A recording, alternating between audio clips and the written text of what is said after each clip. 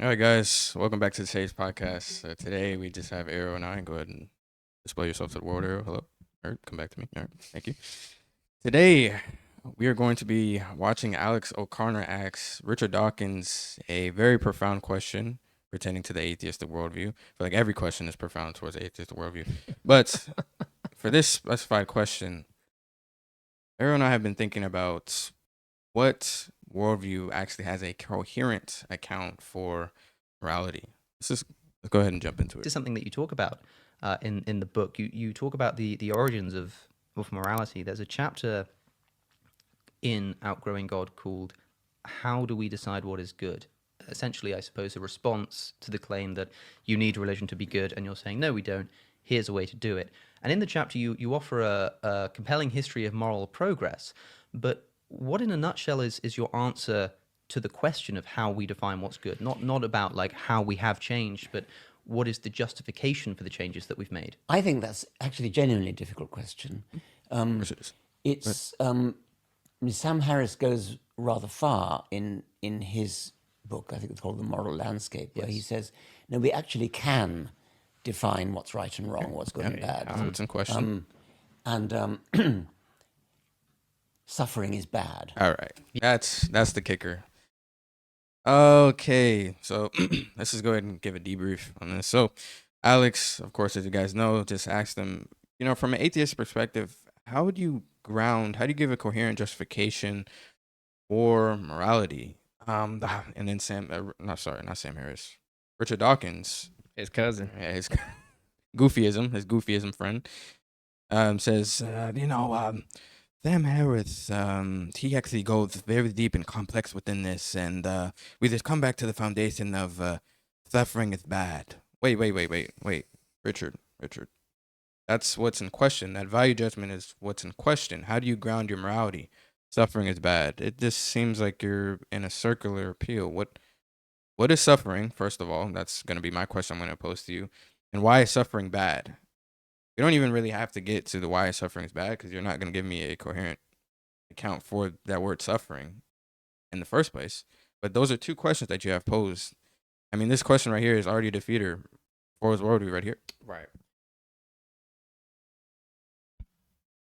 I have some questions, quite a lot of questions to my boy, Richard Dawkins. Now, Dawkins, I understand that many atheists like Richard who are watching this video could be saying, okay, what he's just simply trying to say, Ray and Ariel, is that the reason why we have evolved regarding moral progress is because we understand that suffering is bad.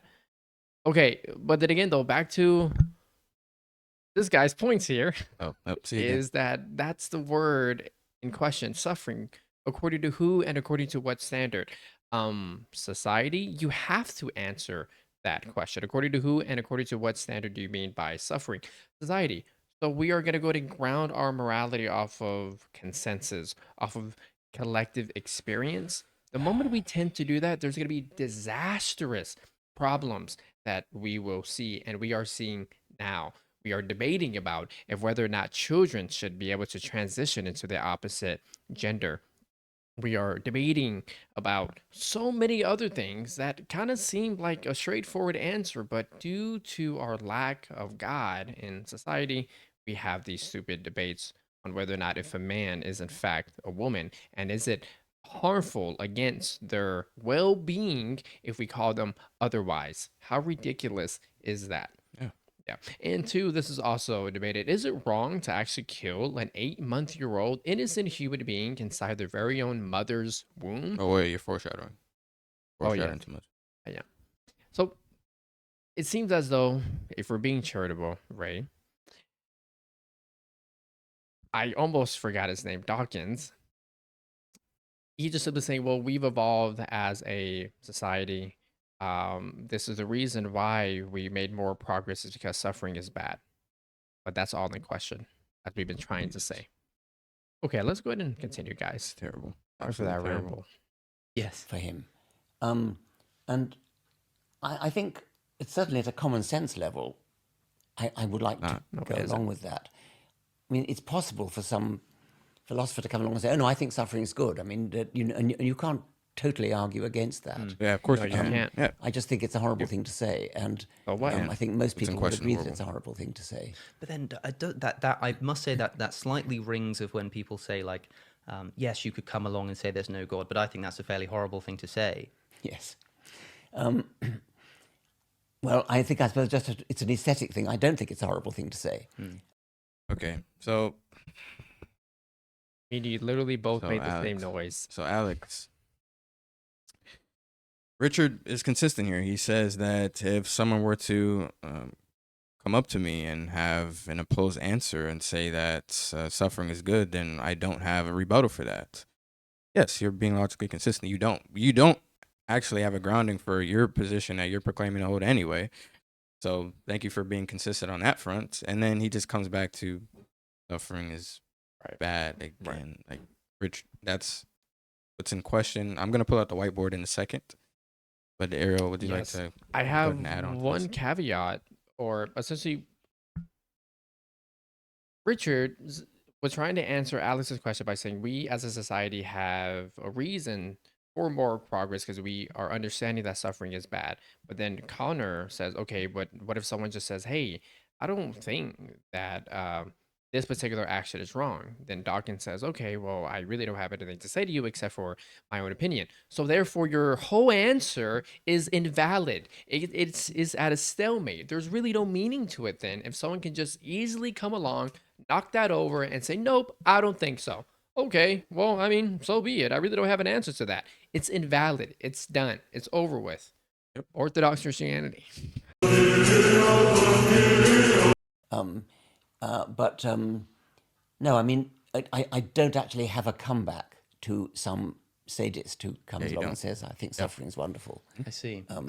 But so what if it were the case that somebody is using some kind of sadistic bent that they have in order to justify some religious morality? How are you going to communicate to that person that what they're doing is wrong?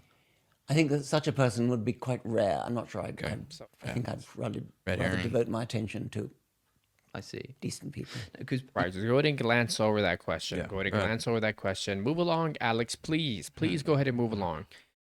Guys, I'm going to go ahead and say something really quickly. I'll jump right back into it. Alan's going to go ahead and essentially ask him the same question. Peep it. He's going to ask him the same question, but in a more sophisticated way. Here it is. Right? Do you have any? Okay. you speak of when you open the chapter about morality, you talk about so for instance, you're talking about the evolution of other characteristics we have. So you say, for instance, it's obvious why we have a desire for the opposite sex. It's obvious why that's evolved. And yet there are homosexuals, which you can see as kind of an evolutionary anomaly, but they're not wrong for being for the sake that they're an anomaly. But if you're going to say that moral values have evolved as well, in the sense that we've evolved a desire for the opposite sex and we've evolved a desire for pleasure and for well-being, then if somebody is similarly anomalous and just happens to believe that no, suffering is good, pain is good, then how can we say that that is wrong or bad if if an anomaly in sexual preference is not wrong or bad?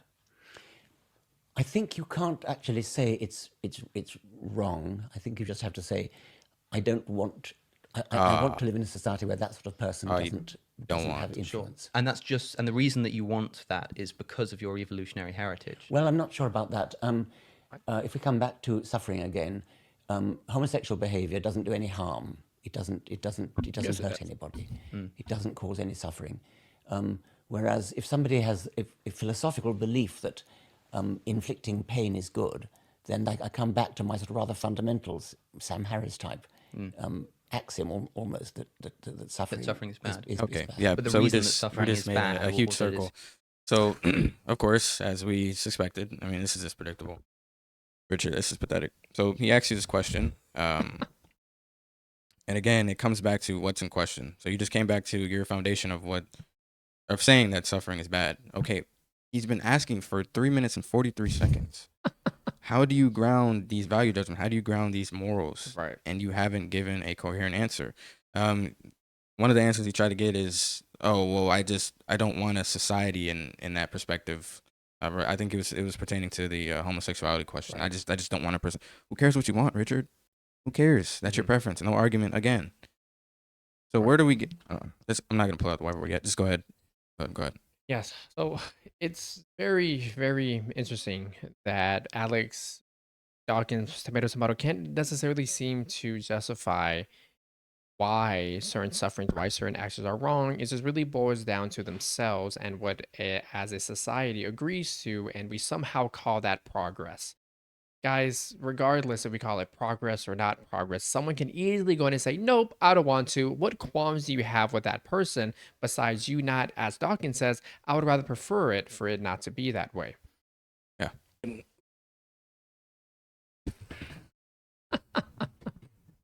Yes, they did right there, right there.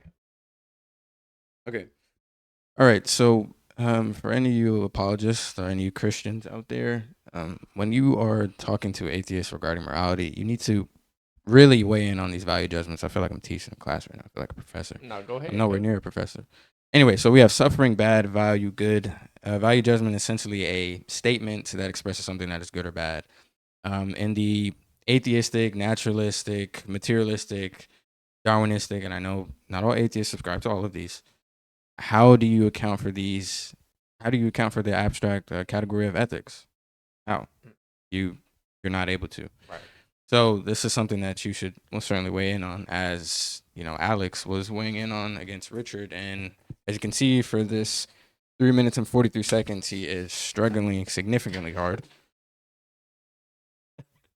Yeah. Funny. I'm pretty sure they actually learned a little bit more because of the whiteboard. I sure hope so. You know, I put a lot into that. You saw my terrible handwriting. I probably misspelled a few words on here actually, but It's okay. but you were predetermined to do that. Yeah, so- I was predetermined. Speaking of predeterminism, no. I don't Okay. wanna- Just goes off. I don't want to go into predeterminism, but guys, this is just a quick, summary, just a quick glance of an atheist, of your boy Richard Dawkins trying to go ahead and lay morality down. So the question that we want to go ahead and give you again is this, right? Please end it, my boy. Yes. Which paradigm, which worldview actually can give a coherent account for morality? It seems as though that atheism can't. I'm not saying that Richard Dawkins sums up all of the atheists, but if you continuously hear these atheists, it sounds like they have like a script internally that they just recite, and it all just boils down to subjectivism. Some of them inevitably say that there is no truth, self-refuter. Of course, they just fall into a lot of philosophical errors. But that's all that this video was about. I hope you guys enjoyed listening to Richard Goofyism Dawkins. Goofyism is atheism in disguise. And I don't know if I should come with the camera. just go ahead, go. Let me just cut it right. We'll see you. See you guys later. Peace.